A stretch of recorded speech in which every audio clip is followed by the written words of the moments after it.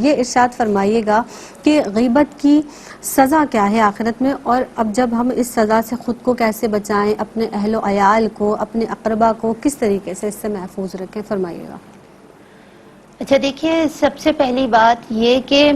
کچھ گناہوں کی سزا دنیا میں ملا کرتی ہے اللہ اور اکبر۔ کچھ کی آخرت میں رکھی گئی ہے۔ اب اگر دنیا میں کسی انسان کا آپ کو خوف ہو کہ ہم نے اس کا نقصان کیا ہے یا اس کے بارے میں ایسی چیز کی ہے، وہ انسان ہم سے بدلہ لے گا تو اس کا خوف ہمارے ذہن میں ہر وقت رہتا ہے، نہ جانے وہ کہاں مل جائے، کہاں ہماری گرفت ہو جائے۔ لیکن کیا ہم نے یہ تصور کیا کہ روز قیامت ہم سے سوال کون کرے گا اور کون اس کا عذاب دے گا؟ کس نے اپنے کلام میں اس کی وعیدات بیان کی ہیں؟ ہم اس تصور سے خالی ہو گئے۔ آج دینی معلومات ہم نے اتنی کم لینی شروع کر دی ہیں کہ اس سے دور ہوتے جا رہے ہیں، اور میں یہاں یہ بات کروں گی کہ بعض اوقات ہوتا یہ ہے کہ ہم دینی معلومات سے اتنا دور ہیں، دین کی تعلیم سے ہم اتنا دور ہیں کہ ہم جو عمل کر رہے ہیں نا، ہمیں اس کا پتہ نہیں ہوتا کہ آخرت میں کتنا سخت عذاب ہے جس کی وجہ سے ہم اس گناہ میں بھی گرفتار ہو رہے ہیں۔ اگر ہم یہ جان لے کہ آخرت میں اس کی پکڑ اتنی سخت ہے، اور بندہ مومن صرف یہ جان لے کہ ہمارے اعمال نامے میں نیکی نام کی چیز نہیں رہے گی، تو وہ اس گناہ سے دور ہو سکتا ہے۔ تو آخرت میں اس کی سزا سخت سے سخت ہے۔ اللہ حضرت علی فرماتے ہیں کہ اللہ رب العزت کے سامنے قیامت کے دن 12 منزلیں ہوں گی، اور ہر منزل پر ایک ایک چیز کا سوال کیا جائے گا۔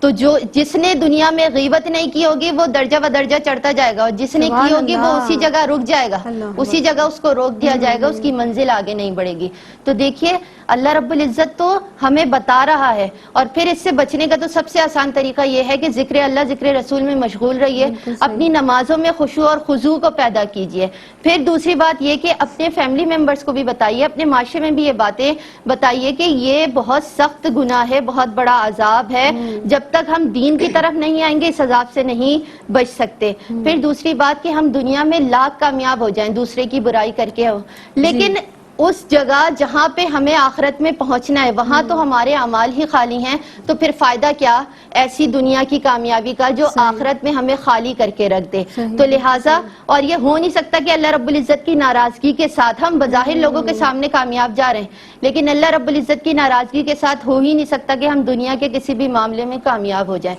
تو ہم دنیا کے معاملات میں فیل ہی فیل ہیں۔ لہٰذا اللہ رب العزت سے دعا ہے کہ اللہ رب العزت ہمیں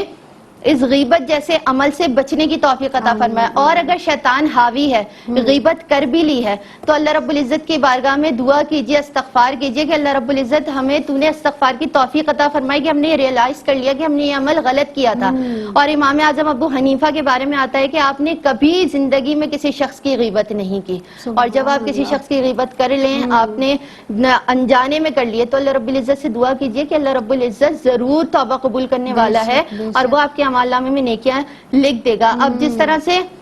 ایک ماچس کی تیلی روئی کا انبار جلا کے رکھ دیتی ہے، بالکل اسی طرح غیبت کرنے سے انسان پورے دن نیک اعمال کرے، لیکن ایک غیبت کرنے سے اس کے سارے اعمال کا انبار جل کر راکھ ہو جاتا ہے۔ تو اللہ رب العزت سے دعا ہے کہ اللہ رب العزت ہمیں نیک اعمال کرنے کی اور آخرت میں اس کی وعیدات کو جاننے کی توفیق عطا فرمائے۔ آمین آمین۔